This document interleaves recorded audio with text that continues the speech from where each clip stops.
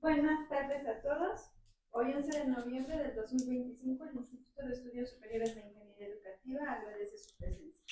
Asimismo, estamos aquí reunidos para llevar a cabo el acto de examen profesional del postulante al doctorado en Ciencias de la Investigación, de la Actividad Física y del Deporte, Federico Enrique Boisel Hernández, razón por la cual tengo el honor de presentar a los honorables miembros del jurado.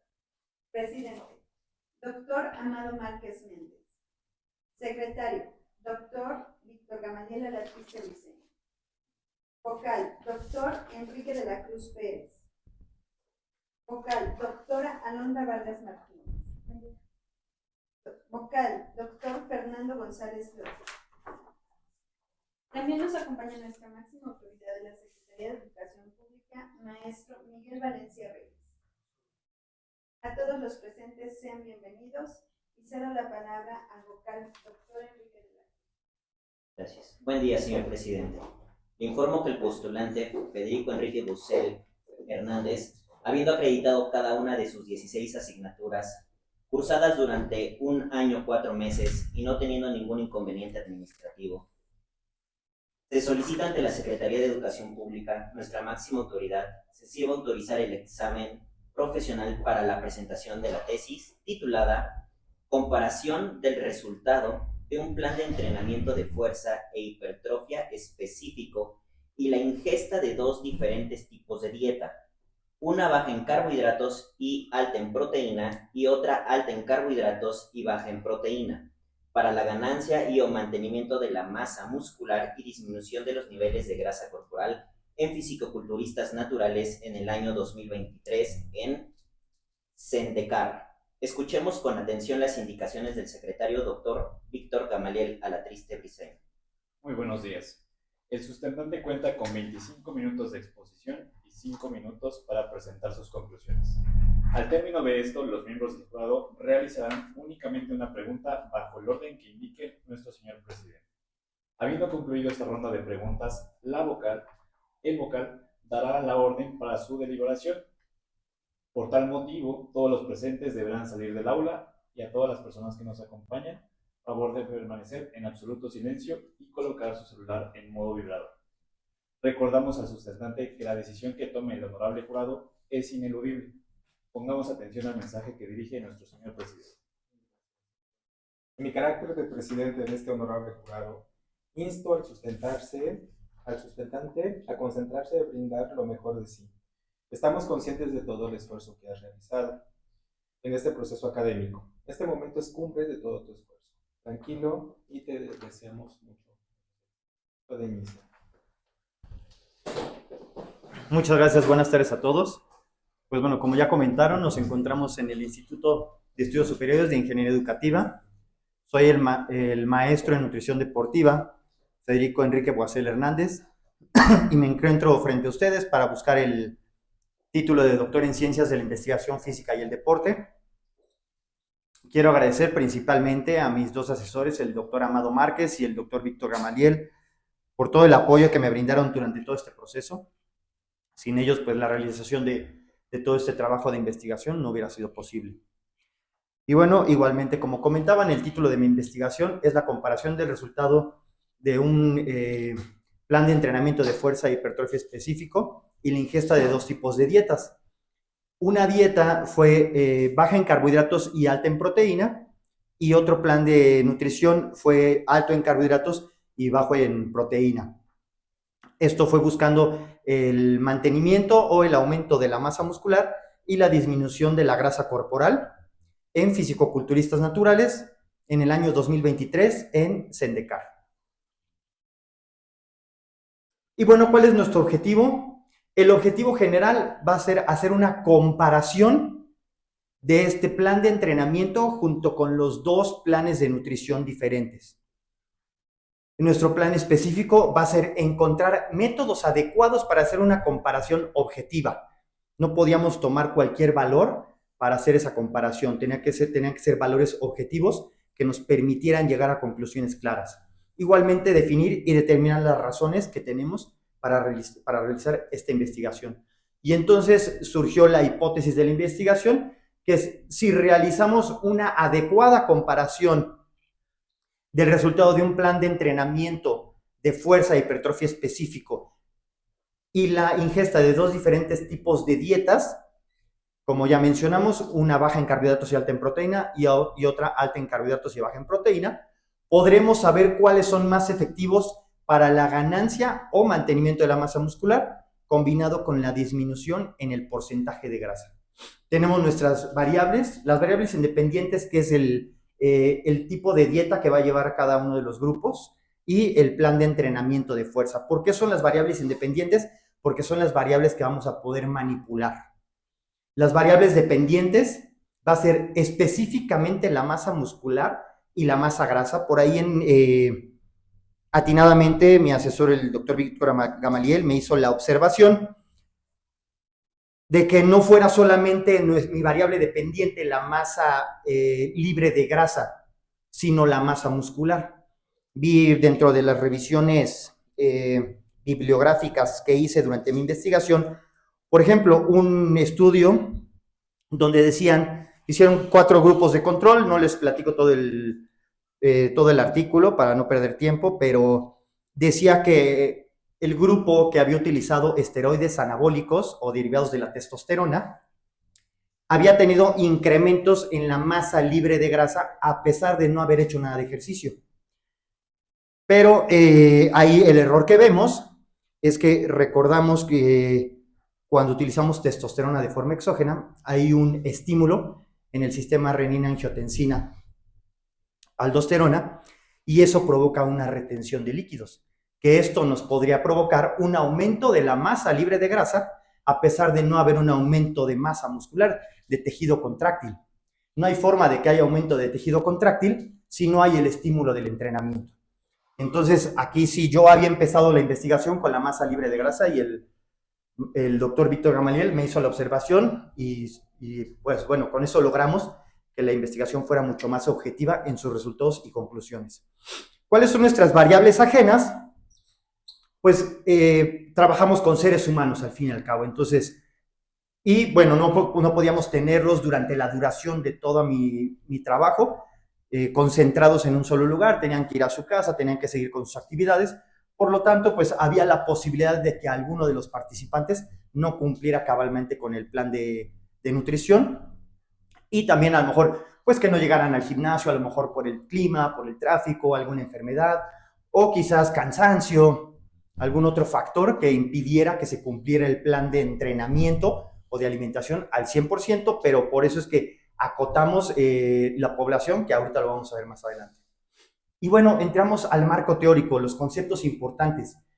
Y primero, lo que hablábamos ahorita, saber qué es la composición corporal. Porque si no entendemos bien qué es la composición corporal, podemos cometer errores como el ejemplo que les puse en la diapositiva anterior. La composición corporal son todos los compartimentos en los que se va a dividir el cuerpo humano y los vamos a definir en masa grasa y masa libre de grasa. Un cuerpo humano lo podemos biseccionar en esos dos elementos.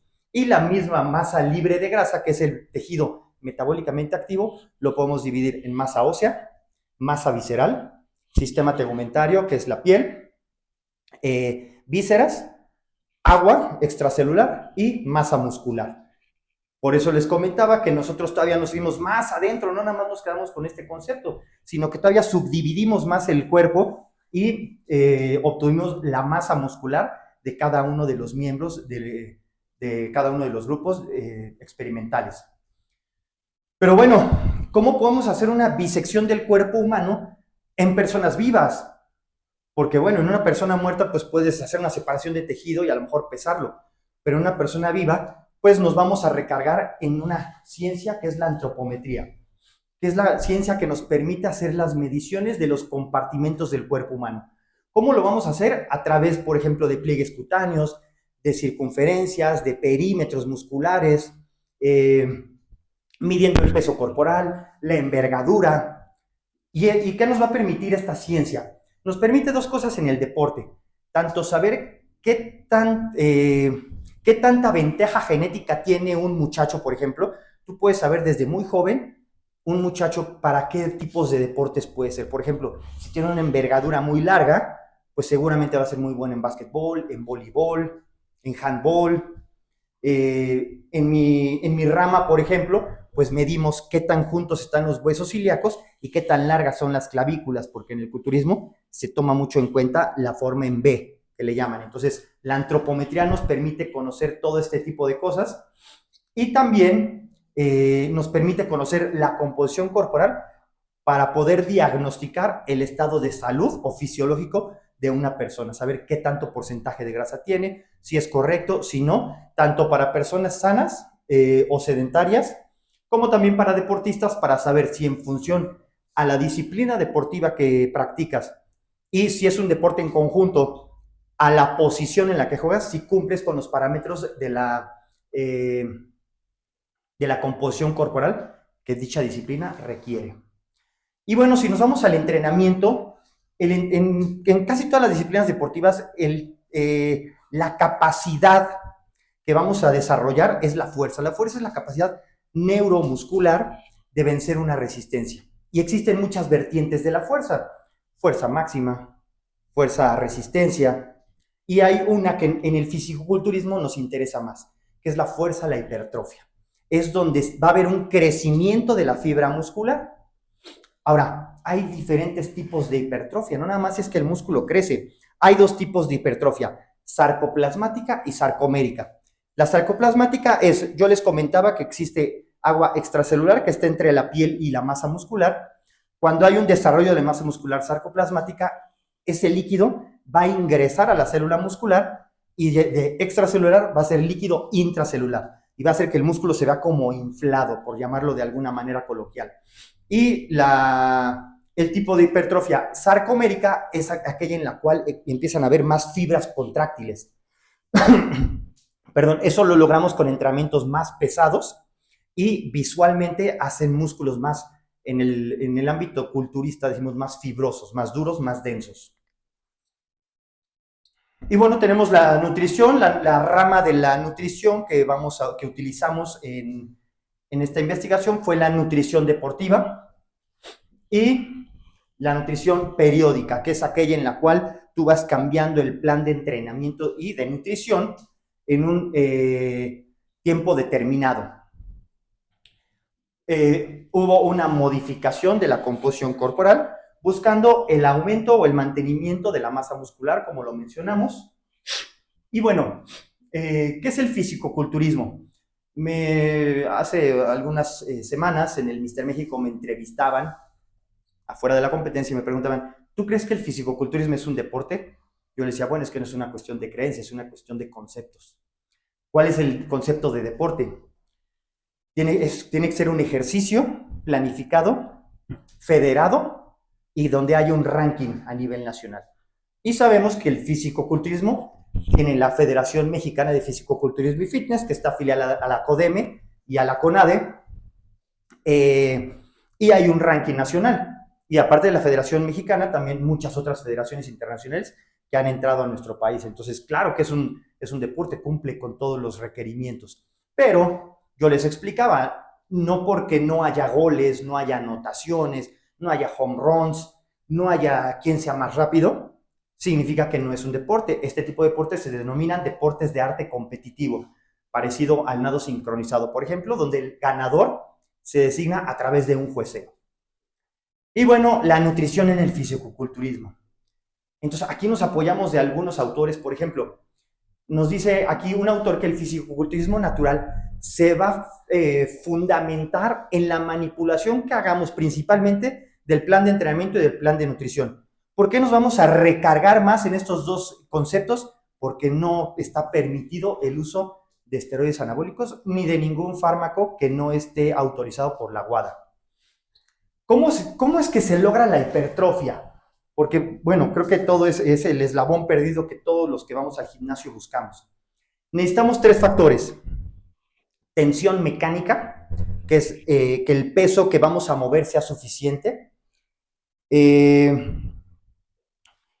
Estrés metabólico, que es que esa intensidad dure el tiempo necesario para que justamente dentro del cuerpo haya un estrés metabólico que desencadene ciertos procesos fisiológicos que obliguen al cuerpo a tener un desarrollo de la masa muscular y la atmósfera nutricional. Por eso hay mucha gente que entrena muy fuerte, entrena muy pesado, pero no lleva una alimentación adecuada, por eso es que no hay ningún resultado. Y bueno, Iraqi, por ejemplo, en el 2019 y Morton nos dicen que la nutrición deportiva es totalmente determinante en el proceso del desarrollo de la masa muscular, que se denomina proceso anabólico. Han evidenciado en sus estudios que ingestas proteicas de 1.6 a 2.2 gramos por kilogramo por día optimiza la síntesis de proteínas. Y entonces muchos se preguntan, bueno, ¿y entonces para qué quieres los carbohidratos si ya tienes las proteínas que van a elevar la síntesis de proteínas? Sí, pero al ser el entrenamiento de fuerza un entrenamiento glucogénico principalmente, pues requieres recargar tus reservas de glucógeno posterior al ejercicio. Por eso es importante que no haya ausencia de carbohidratos. Puede haber restricción, pero jamás ausencia de carbohidratos dentro del fisicoculturismo. ¿Por qué? Por esta razón. Y también los carbohidratos van a ayudarnos al tipo de hipertrofia que comentábamos, que es la sarcoplasmática. De ahí, de los carbohidratos, es donde proviene esa agua que va a ingresar a la célula muscular. Por lo tanto, debe de haber un equilibrio entre ambos macronutrientes. Y de eso, pues en eso básicamente basamos esta investigación, en encontrar cuál es ese equilibrio, cuál es esa verdad. Se tiene que comer más proteína, menos proteína, más carbohidratos o menos carbohidratos para lograr lo que buscamos en el culturismo, que es un alto desarrollo de la masa muscular con un nivel de grasa bajo. Como ya lo vimos, la composición corporal pues la vamos a evaluar a través de la ciencia, que es la antropometría, tomando pliegues cutáneos, o bioimpedancia, circunferencias, perímetros, para obtener tanto la masa grasa, la masa libre de grasa y la masa muscular. Y bueno, el entrenamiento de fuerza bien periodizado va a lograr las adaptaciones estructurales, metabólicas y hormonales que van a desencadenar al desarrollo de la masa muscular. Y bueno, en mi metodología de la investigación, vimos que esta investigación es aplicada, puesto que va a buscar generar un nuevo conocimiento, correlacional, porque vamos a encontrar qué relación existe entre el entrenamiento y la nutrición, descriptiva, ya que analiza cómo es y cómo se manifiestan las adaptaciones al entrenamiento combinado con la nutrición, explicativa, porque vamos a encontrar la relación causa-efecto.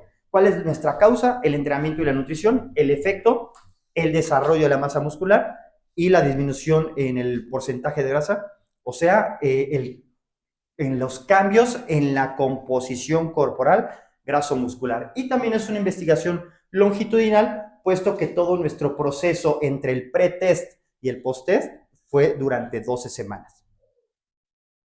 Fue de tipo experimental, puesto que con 2 grupos se llevó a cabo un experimento para saber cuál es la mejor propuesta de dieta en 2 grupos. Tiene un enfoque cualitativo, ya que se utilizó un cuestionario para realizar un historial clínico para saber si los sujetos de estudio cumplían o no con los parámetros necesarios y las características que buscamos dentro de esta investigación. Y cuantitativos por todas las mediciones antropométricas que tomamos, perímetros musculares, peso corporal, porcentaje de grasa y todo lo que ya vimos. Esto nos permitió, como les comentaba al principio, tener conclusiones claras, objetivas y numéricas, no nada más conclusiones subjetivas. Bueno, la investigación se realizó a través de 4 vertientes. Fue el pretest, el post-test, que fueron las mediciones que tomamos al final de la investigación, un cuestionario, como ya les comentaba, y una propuesta. En la prueba evaluamos los requerimientos tanto de entrenamiento como de nutrición que se requerían para buscar los fines que queremos, que es el desarrollo de la masa muscular y la disminución en el porcentaje de grasa. Y el método que se utilizó para la investigación, como ya vimos, fue antropométrico. Aquí, bueno, vemos ya lo que les he comentado. Obtuvimos circunferencias, el peso corporal, hicimos el cuestionario para historial clínico, hicimos tres mesociclos de entrenamiento en el macrociclo de 12 semanas y utilizamos el método de la obtención del porcentaje de grasa a través de pliegues cutáneos con la fórmula de Jackson y Pollock y la fórmula de Siri. Aquí los lectores amablemente nos hicieron la observación de, oye, ¿por qué utilizas esas fórmulas si son de los años 80? No hay fórmulas más recientes. Hicimos una investigación fuerte sobre este tema y el Colegio Americano de Medicina del Deporte nos mencionaba que actualmente son las fórmulas que se siguen utilizando. Encontré otras fórmulas, pero eran mucho más inexactas, eran fórmulas de aproximación, no para obtener valores exactos en el porcentaje de grasa. Por eso es que hoy en día son las fórmulas que se siguen utilizando. Y bueno, aquí vemos cómo nos encontramos practicando la antropometría. Estamos tomando los perímetros musculares en las fotos de arriba, del cuello, brazo en extensión, brazo en flexión, el tórax, la cintura, muslo por debajo del glúteo. El muslo se puede tomar por debajo del glúteo o muslo medio. Yo normalmente lo tomo por debajo del glúteo porque es más simple para evitar errores de medición. Pantorrilla, el pliegue bicipital, pliegue escapular, pliegue abdominal, pliegue pectoral, pliegue suprailíaco y el pliegue del muslo. Y la báscula que utilizamos fue la báscula Omron que ven en la imagen. Bueno, vemos aquí a uno de los sujetos de estudio. Está realizando un ejercicio que se llama bench press horizontal con mancuernas en una combinación excéntrica, concéntrica y con un esfuerzo isométrico. Por eso, de forma coloquial, denominamos este ejercicio como una y juntas.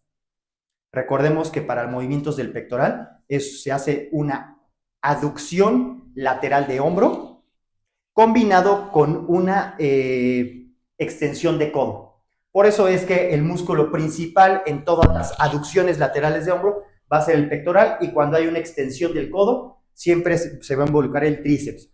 Por eso se dice que cuando haces este ejercicio el músculo principal va a ser el pectoral y el músculo sinergista va a ser el tríceps. Aquí vemos a otro sujeto de estudio. Este ejercicio se llama leg extension o extensión de rodilla. En la extensión de rodilla, el músculo que vamos a involucrar es el cuádriceps. Vemos aquí, este ejercicio se llama bench press inclinado con barra. Aquí hay una inclinación aproximada de 30 grados para subir la línea de esfuerzo de la línea media del pectoral a la línea superior y desarrollar la parte superior del pectoral. Y en el siguiente ejercicio vemos un remo en polea sentado. Aquí, si analizamos biomecánicamente el movimiento, recordemos que esta es una flexión de hombro, por lo tanto está haciendo una extensión de hombro. Siempre que hagamos una extensión de hombro se va a involucrar el dorsal y está viendo una flexión del codo. Siempre que hay una flexión del codo, el músculo involucrado va a ser el bíceps. Por lo tanto, el músculo principal que está trabajando es el dorsal y el músculo sinergista va a ser el bíceps. ¿Cuál es nuestra propuesta? Pues la comparación del efecto del plan de entrenamiento con el plan de nutrición, tanto en la dieta baja en carbohidratos y alta en proteína, como alta en carbohidratos y baja en proteína, para buscar aumentar o mantener la masa muscular y bajar los niveles de grasa corporal en Sendecar. Y bueno, ¿por qué salió esta investigación? Sabemos que en el fisicoculturismo, como lo mencionamos, es un deporte de arte competitivo, depende de un jueceo. ¿Y qué van a calificar los jueces? La composición corporal. En los últimos años ha salido un concepto que se llama condición. Ese atleta se ve más acondicionado. Esa condición significa que te veas saludable, muy bajo de grasa, bajo de agua extracelular, duro, simétrico, con cortes profundos. Eso significa la palabra acondicionado y es lo que se califica en el fisicoculturismo. Y obviamente el tamaño muscular, la dureza. Por eso es que lo que buscamos en esta investigación es cuál es el programa de entrenamiento específico de hipertrofia y cuál es la mejor dieta. Si es mejor hacer una dieta alta en proteína y baja en carbohidratos o baja en carbohidratos y alta en proteína, aunque las dos comparativamente tengan la misma cantidad de calorías. Entonces, bueno, pues, a continuación, bueno, van dos ejemplos de la dieta que pusimos, pero primero les quiero mostrar los porcentajes que nos basamos. Como les comentaba, las dietas son comparativamente de la misma cantidad de calorías. Lo único que cambia es la distribución de macronutrientes. En el grupo A, que es el grupo de una ingesta alta en proteína y baja en carbohidratos, tiene 45% del total de calorías ingeridas provienen de las proteínas, el 25% de carbohidratos y el 30% de grasas. Y en el grupo B, que es el grupo de alto en carbohidratos y bajo en proteína, solamente van a obtener de la ingesta calórica total diaria el 20% a partir de proteínas, 55% de carbohidratos y 25% de grasas. Aquí es importante que prácticamente las grasas las igualé para que no fueran un factor determinante que a lo mejor pudieran desviar el resultado, que solamente se basara en la diferencia entre la proteína y los carbohidratos. Y bueno, aquí vemos el ejemplo de la dieta alta en proteína y baja en carbohidratos. Vemos ingestas de 150 a 200 gramos de proteína de origen animal, que es la proteína más biodisponible y que es la más interesante con respecto al desarrollo de la masa muscular. Y vemos que hay muy pocos carbohidratos, incluso hay varias comidas que no contienen carbohidratos.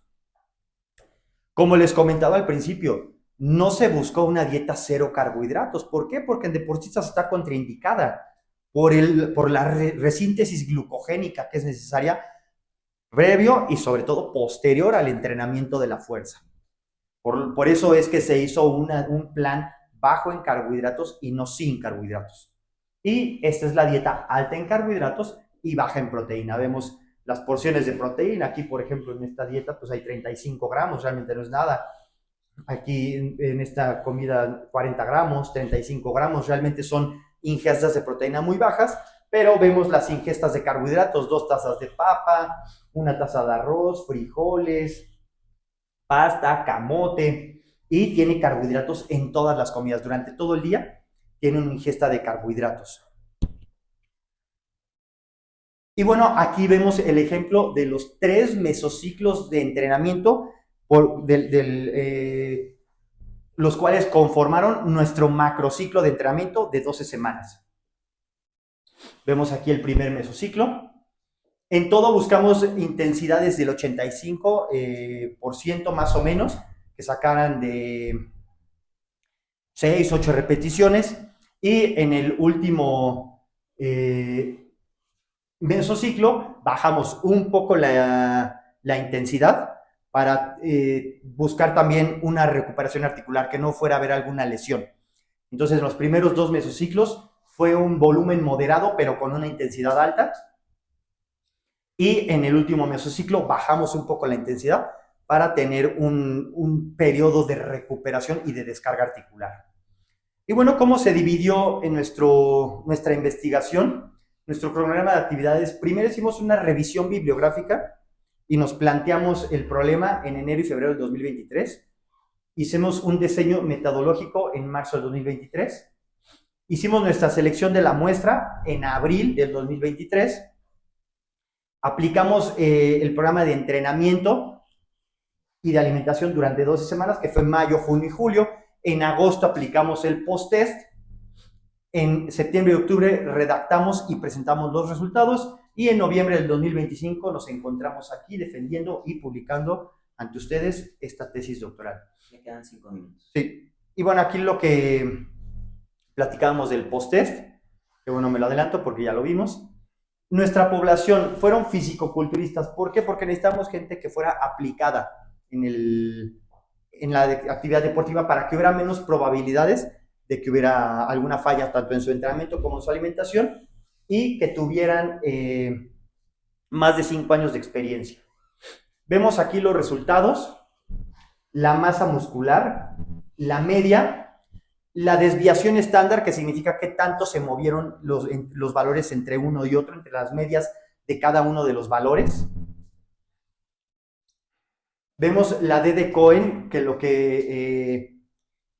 que nos describe aquí es el efecto que hay entre la media de una variable, de un grupo y otro, en unidades de desviación estándar. ¿Ok? Aquí estamos en el resultado final.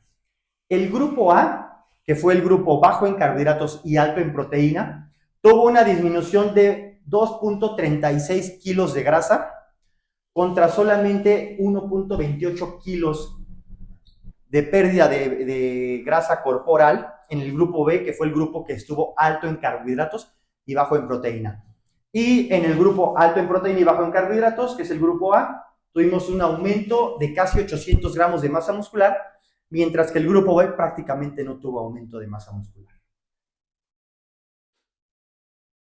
¿Sale? Que esto fue lo que ya les comenté ahorita. Y las conclusiones, pues vemos que la dieta alta en proteína y bajo en carbohidratos, combinada con un entrenamiento adecuado de la fuerza destinado a estimular la hipertrofia, nos va a incrementar significativamente más la masa muscular y va a reducir la grasa corporal, mucho más que una dieta alta en carbohidratos y baja en proteína, a pesar de que las dos tengan la misma ingesta calórica. Entonces, creo que la conclusión más importante que debemos sacar de esta investigación es que es un error considerar, sobre todo en atletas, la ingesta calórica como único parámetro para diseño de un plan de nutrición.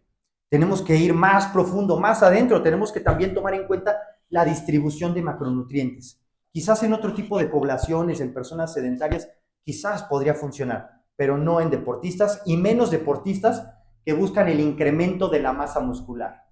Recordemos lo que nos decía Iraqi, ingestas altas de proteína maximizan la síntesis de proteína.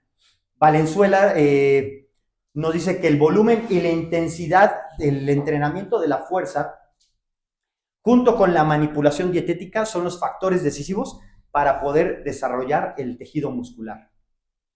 Y bueno, ¿cuáles son nuestras recomendaciones? Primera, que en dietas para deportistas que buscan el incremento de la masa muscular, debe de haber ingestas altas en proteína entre 2 y 2.2 gramos por kilogramo por día. Y deben de ser restringidas en carbohidratos. Repito, en ningún momento postulamos que hubiera dietas sin carbohidratos para deportistas, pero sí tiene que haber cierta restricción por la composición corporal que solicita el deporte. Quizás en otros deportes como fútbol americano, pues sí tendríamos que hacer dietas altas en proteína, pero también altas en carbohidratos porque el desgaste aparte es mayor. El entrenamiento yo recomiendo que sea entre el 70 y el 85% del 1RM para sacar de 8 a 12 repeticiones, que es donde más estímulo va a haber sobre la hipertrofia, y que haya descansos de 48 horas en grupos chicos y hasta 72 horas en grupos grandes como las piernas, la espalda, y que haya un monitoreo cada 2 o 4 semanas para hacer antropometría y verificar que el deportista esté cumpliendo con los parámetros antropométricos que requiere dicha disciplina. Y bueno, aquí recomendaciones de diferentes autores. López nos dice que combinar el entrenamiento de la fuerza con una restricción calórica moderada, ni siquiera dice que debes de restringir mucho tus calorías, como muchas personas lo postulan. Solamente haciendo una restricción moderada, pero aumentando tu ingesta de proteína y disminuyendo la ingesta de carbohidratos, te va a permitir perder grasa y mantener o incrementar la masa libre de grasa, como lo postulamos nosotros en esta investigación. Igualmente, Morton nos dice que aumentar la ingesta de proteína por encima de 1.5 gramos por kilogramo por día nos va a mejorar la ganancia o conservación de la masa muscular cuando hacemos entrenamientos de fuerza. Y igualmente, durante periodos de restricción calórica es mejor tener una ingesta de proteína muy alta para mantener la masa muscular y estimular la pérdida de grasa. Y también, por otro lado, aquí otro autor que apoya nuestras conclusiones de esta investigación nos comenta que se deben evitar ingestas de proteína muy bajas, sobre todo menores a 1 gramo por kilogramo por día, en deportistas que buscan el incremento de la masa muscular, puesto que al realizar los entrenamientos de fuerza se va a comprometer la fuerza y la funcionalidad muscular, que fue uno de los efectos. Por ejemplo, el grupo que llevó la dieta alta en carbohidratos y baja en proteína, nos decía, es que no me siento con la misma fuerza y no me siento igual de duro, como que perdí dureza, ¿no? Y es por estos datos que nos dan estos autores. Y bueno, aquí termina mi presentación. Muchas gracias por su atención. Es un honor estar aquí frente a ustedes y estoy listo para las preguntas que ustedes gusten hacerme. Bien. Muchas gracias. Muchas gracias. Gracias a usted. Doctorante. Bien. Pasamos a la ronda de preguntas. Iniciamos con el doctor Enrique de la Cruz Pérez. Por favor, doctor. Gracias, doctor. Bien, pues agradeciendo su presentación, muy amable, muy fluida. Se ve que le apasiona el tema, Sí. que lo vive. La pregunta va más direccionada desde el enfoque hacia su experiencia y en relación a todo el proceso de investigación que usted hizo. ¿Qué factores, independientemente de los que usted nos expuso, que es el entrenamiento, la nutrición, incluso el descanso, qué otros factores se involucran e intervienen en el proceso para la ganancia de masa muscular, este proceso de hipertrofia? Y también me gustaría saber bajo qué método o métodos usted estuvo trabajando, pues, todo su programa de entrenamiento.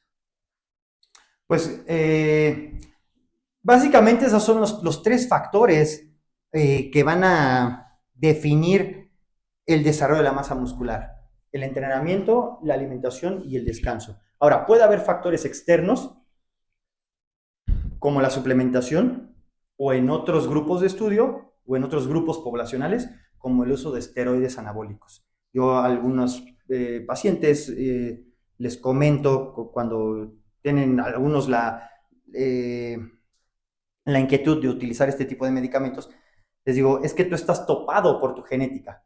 Lo que hacen ese tipo de medicamentos es potencializar tu genética, te van a permitir llegar a niveles musculares que naturalmente nunca hubieras llegado en toda tu vida y llegar a niveles de grasa que naturalmente no llegarías. Entonces, naturalmente, como ya lo vimos y nos lo comentaba un autor, las tres principales herramientas que tenemos para el desarrollo de la masa muscular en fisicoculturistas naturales sería la manipulación que hagamos del entrenamiento de la fuerza y la alimentación y obviamente el descanso. Hay suplementos como le digo, que son permitidos por la WADA, que en fisicoculturistas naturales sí puedes utilizar. Y pues contestando a su pregunta, pues solamente sería el tope genético que tengas.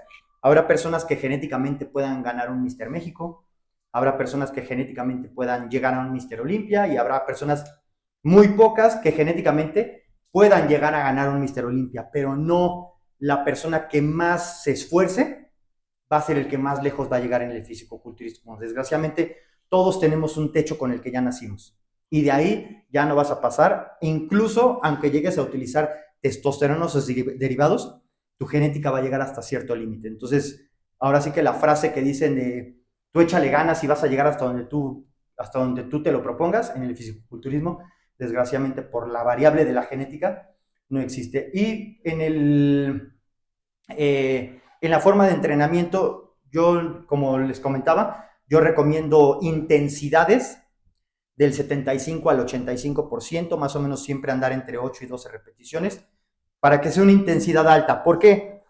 Porque en el fisicoculturismo, al ser un entrenamiento glucogénico, no te conviene hacer mucho volumen. Te conviene más acortar el volumen y elevar la intensidad. Como ejemplo, 3 Mister Olimpias, Dorian Yates, Jay Cutler y Chris Bumstead, lo que han comentado en entrevistas es: cuando yo logré el mayor desarrollo de mi masa muscular, fue cuando dejé de entrenar de 6 a 5 días y de 2 horas a 1 hora, pero aumentaron la intensidad de su entrenamiento. Entonces, creo que en el fisicoculturismo sí siempre va a ser más importante, claro, sin exagerar, porque si no harías un entrenamiento muy lesivo, sí tiene que tener cierto volumen para que también no sea tan intenso que pueda provocar una lesión. Pero esa sería la forma en la que yo recomendaría más el entrenamiento de la fuerza para que vaya destinado a la hipertrofia. Ok, muchas gracias. Gracias. Gracias, doctora Enrique. Continuamos con la doctora Alondra Vargas Martín. Gracias. Gracias. La verdad Gracias. es que cuando estuve leyendo la investigación, mucho, se lee muchísima información que le pones. Fue tan Muchas gracias. increíble, independiente este último mes he estado como muy metido en esto del fisicoculturismo, en el evento de Mr. México fui Ujú. invitada. La verdad es que tengo mucho esto, ¿no? Muy, muy presente este último mes. Por eso me surgirían miles de preguntas por esto. Pero bueno, vamos a cortar un poquito dentro de tu investigación. Sé que de tu investigación fueron de 30 a 40 personas de 30 a 40 años de edad. Sin embargo, todos sabemos que bueno, para el fisicoculturismo todos quieren ganar masa muscular, definitivamente. ¿Qué se podría hacer? Porque todas estas personas tienen diferentes factores. Veíamos un ejemplo aquí en pantalla y en la investigación, en la lectura, venían muchos ejemplos de las dietas que llevaste a cabo. Alérgico a tal, no come esto, no tal. ¿Cómo se puede hacer una línea para que todos lleven, la mayoría tenga una mejor, no tener tan abiertos estos factores que nos pueden subir, bajar? Ya nos vamos a alta proteína, que bueno, ya vimos que es lo que nos funciona y que a la mayoría sí o sí lo consume. Pero algunos no consumen tal, algunos no tal, algunos no tal. Entonces se abren mucho todos estos factores, cómo podemos tener una línea para que la mayoría logre ese objetivo. Bueno, definitivamente las proteínas que más van a estimular la síntesis de proteínas, como ya vimos, son las de origen animal, definitivamente. Pollo, carne, pescado, huevo. ¿Por qué? Porque son las proteínas, uno, que tienen todos los aminoácidos esenciales y que tienen más proteína por cada 100 gramos de alimento. Ahora, sí, desgraciadamente hay personas que por alguna cuestión no consumen ciertas proteínas o no les gusta. Yo me presento. Pues volvemos a lo mismo. Ahora sí que a muchos pacientes les comento, cuando hablamos de genética, no solamente es qué tanto te crecen tus músculos, también es qué tan buen estómago tienes. Porque un fisicoculturista ay, es que todo me inflama, todo me cae mal, es que como mucho y me suelto del estómago, estómagos muy sensibles, que no tengas buenos riñones, que no tengas buenas articulaciones. Tengo un buen amigo que se llama Giovanni Speitia, es atleta profesional, lleva 10 cirugías, se rompió los 2 bíceps, se desprendió el cuádriceps, muchas lesiones. ¿Por qué? Porque sus músculos son más fuertes que sus articulaciones y desgraciadamente esas lesiones terminaron con su carrera. Entonces, en este caso, pues también el qué tan especial seas con los alimentos, pues va a depender mucho de tu carrera de fisicoculturista. Una persona que no me gusta este alimento, no me gusta este alimento, no me gusta este alimento, ok, tenemos otras opciones, incluso proteína de origen vegetal. A través de combinación de proteínas de origen vegetal podemos lograr tener proteínas completas. Y claro que vamos a poder desarrollar tu masa muscular y claro que vas a poder tener un buen físico y mejorar tu composición corporal. Pero nunca vas a lograr llegar a una competencia de fisicoculturismo. Normalmente, cuando tú atiendes a personas fisicoculturistas, pues casi te dicen, sí, como de todo. Y esto no me gusta, pero yo me lo como. Y lo que me mandes me como. Si eso es para ganar, me lo como, ¿no? Entonces, esa es parte importante también del fisicoculturismo, qué paladar tengas. También que no te hartes de masticar, por ejemplo, la dieta culturista es una dieta muy seca, por eso empieza a lastimar a través de los años la flora intestinal. Por eso ese es uno de los factores de que en competidores de edad avanzada, 30 y tantos, 40 y tantos, empieza a aparecer la distensión abdominal. Es uno de los tantos factores.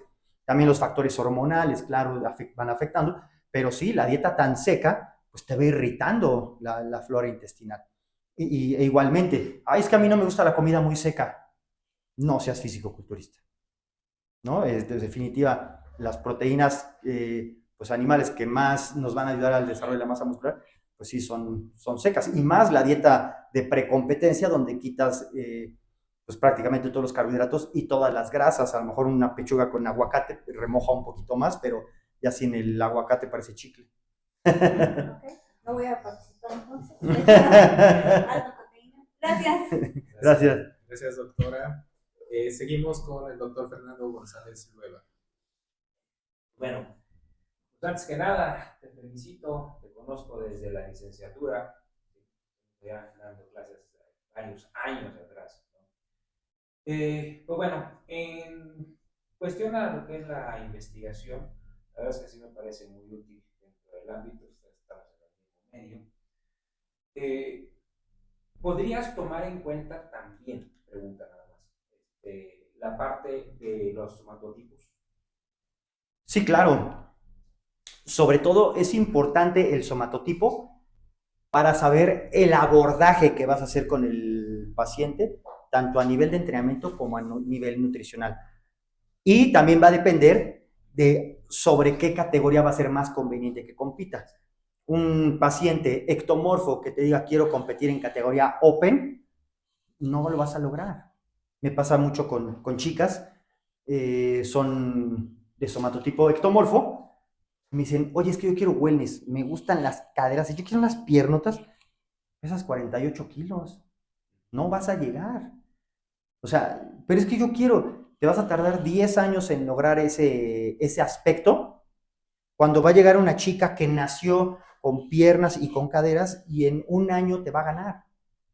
Y cada que te prepares, esa chica te va a volver a ganar. No va a haber forma genética que le ganes. Entonces, es importante saber el somatotipo para saber a qué categoría diriges en este caso al deportista, y también cómo lo vas a abordar. Por ejemplo, competidores más o fisicoculturistas o adeptos al entrenamiento de la fuerza más endomorfos, tienes que alargar el volumen de entrenamiento y bajar un poco la intensidad y sus tiempos de descanso que sean menores, y van a tener que hacer más cardio. En el ectomorfo va a tener que hacer intensidad más alta, tiempos de descanso más prolongados y menos cardio. Porque si al culturista ectomorfo lo pones a hacer circuitos con el endomorfo, te baja 10 kilos. Entonces, igualmente, el competidor endomorfo normalmente se va a tener que preparar 20, 24 semanas con dietas más bajas en carbohidratos, incluso momentos de la preparación donde de repente le quites todos los carbohidratos una semana para bajarlo, va a tener que hacer métodos más como sauna, por ejemplo, para poder sacar más agua. Y el competidor ectomorfo normalmente va a manejar niveles de grasa más bajos, sus preparaciones van a ser más cortitas, no vas a tener que restringir tanto los carbohidratos, pero solamente el detalle con el competidor ectomorfo es que muchas veces al final de la preparación, cuando se conoce como la peak week, que es la semana de cierre, es donde buscas eliminar todo el agua extracelular. En ese momento, si tú lo aprietas de más, se dice en el argot, lo aprietas, muchas veces llevan muy pequeñitos. Entonces, es tal cual como lo veíamos en la presentación, el equilibrio. La magia del preparador está en el equilibrio y en la manipulación que hace de los macronutrientes. ¿A quién le vas a dar más proteína, menos proteína? Porque también si a ciertos competidores les das mucha proteína y tienen límite de peso, pues ya se te pasaron del peso, ¿no? Entonces tienes que manipular, prácticamente hacer un trabajo artesanal de saber cuántos gramos exactos de proteína le vas a dar a tal competidor, cuántos gramos de carbohidratos, a qué hora, y sobre la preparación en tu macrociclo de entrenamiento y de preparación, en qué momento aumentas los carbohidratos, en qué momento se los bajas, qué competencias preparativas vas a tener y cuál va a ser su competencia final. Así es. Muchas gracias, doctor. Continuamos con la pregunta del doctor Víctor Gamaliel Alatriste Briceño. Gracias. Federico, bueno, antes de iniciar con mi pregunta, felicitarte por la buena exposición. Muchas gracias. Sabemos que el culturismo es un mundo muy complejo, muy grande. Sí. Bien lo mencionamos hasta en temas de categorías, las distinciones que hay por cada una de ellas y los requerimientos en los. Ahora bien, mi pregunta va porque lo mencionaste y también hiciste hay una reiteración con el tema de la suplementación. Sabemos que el fisicoculturista natural sí acostumbra a tener algún tipo de suplementos, aunque bien no se hayan utilizado dentro de tu propuesta. O, en este caso, ¿qué tipo de suplementos podrías mencionarnos que tienen mayor impacto justamente en este tipo de competencias de fisicoculturismo natural? ¿Y cuáles podrías restringir?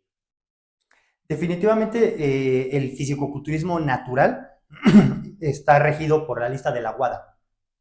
Entonces, cualquier sustancia que esté registrada en este reglamento como sustancia dopante no podría ser utilizada como fisicoculturistas naturales.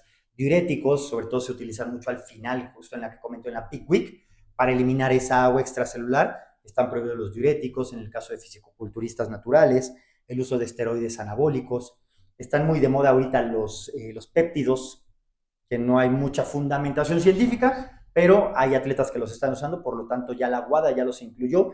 Los SARMs, que también son medicamentos que no tienen mucha fundamentación científica, pero también ya están prohibidos.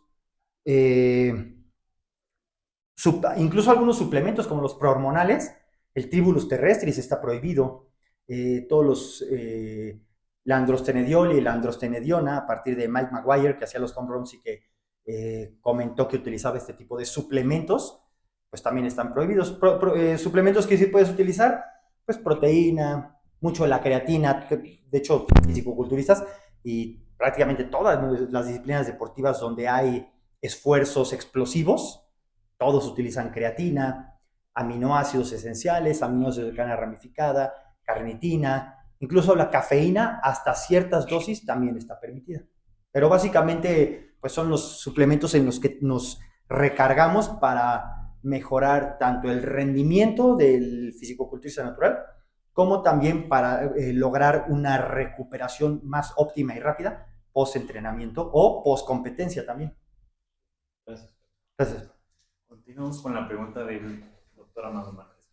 Muchas gracias, doctor. Muchas gracias por tu exposición, Federico. En este mundo es muy interesante ver cómo se trabaja. Nosotros nos vamos con un servidor a fútbol, a deportes. Nada más vemos que se meten chochos y ya, ¿no? En este caso no tiene un proceso y es interesante conocerlo. Aprendí mucho en tu exposición y cómo llevaste tu tesis. Mi pregunta es muy concreta. ¿Qué aspectos tomaste en cuenta para tomar tu grupo A, que es bajo en carbohidratos y alto en proteínas, en comparación con tu grupo B, que es proteínas altas? ¿Qué aspectos tomaste en cuenta para hacer esta selección? Pues como lo comentaba en mi diapositiva, primero que fueran fisicoculturistas. ¿Por qué me basé en esta característica para hacer mis grupos experimentales? Porque al ser fisicoculturistas son personas que están acostumbradas a cumplir con un plan de nutrición, a diferencia de personas recreativas que a lo mejor acuden al gimnasio. Entonces yo necesitaba personas que, aunque no los tuviera 12 semanas concentrados, tuviera la seguridad de que iban a poder llevar el plan de entrenamiento y el plan de alimentación. De todos modos, se hicieron bitácoras y también había comunicación con ellos durante todos los días para saber que iban cumpliendo con las diferentes comidas y el plan de entrenamiento. Igualmente de 30 a 40 años, ¿por qué? Pues porque son personas ya maduras, no son jóvenes que a lo mejor a las 6 semanas me fueran a decir, ay, ¿qué crees? No, es que ya no pude, o me cambié de trabajo. Necesitaba gente comprometida, entonces gente que tuviera ya cierta madurez, pero que a lo mejor no llegara a una adultez o que fueran personas de la tercera edad, pues que la misma edad afectara el desarrollo de la masa muscular y que nos pudiera dar resultados incorrectos. Entonces, por eso fueron fisicoculturistas de 30 a 40 años, hombres. ¿Por qué todos hombres? Por la atmósfera hormonal. Sabemos que un hombre produce alrededor de 70 miligramos de testosterona a la semana y una mujer produce alrededor de 0.7, el 10%. Eso nos conlleva a que el desarrollo que es capaz de hacer un hombre de la masa muscular es 10 veces mayor que el que puede lograr una mujer. Entonces, si en mi grupo a lo mejor yo incluya mujeres, pues el bajo nivel de testosterona de una mujer podría influir dentro de los resultados. No es comparable la cantidad de testosterona entre uno y otro, por eso no se podían poner personas de ambos sexos, tenían que ser o todos hombres o todas mujeres. En este caso, por la disponibilidad de competidores hombres que yo tenía en ese momento en mi consultorio, fue que decidí que fueran todos hombres. Y aparte, pues por lo que comento, al ser la testosterona la hormona más, o una de las más anabólicas del cuerpo, la ganancia de masa muscular sería mucho más visible en hombres, con 10%, con 10 veces más testosterona, que si fueran mujeres. Y naturales, porque como comentaba, igualmente, si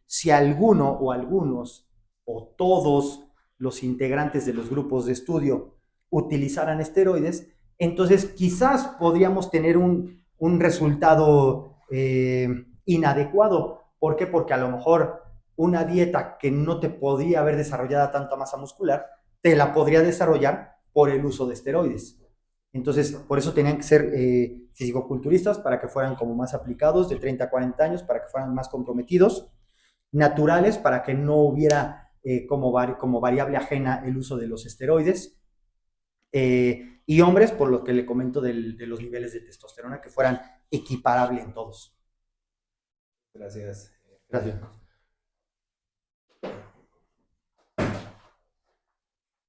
Gracias. Se solicita al sustentante y a las personas que nos acompañan concedan un momento para que el honorable jurado delibere.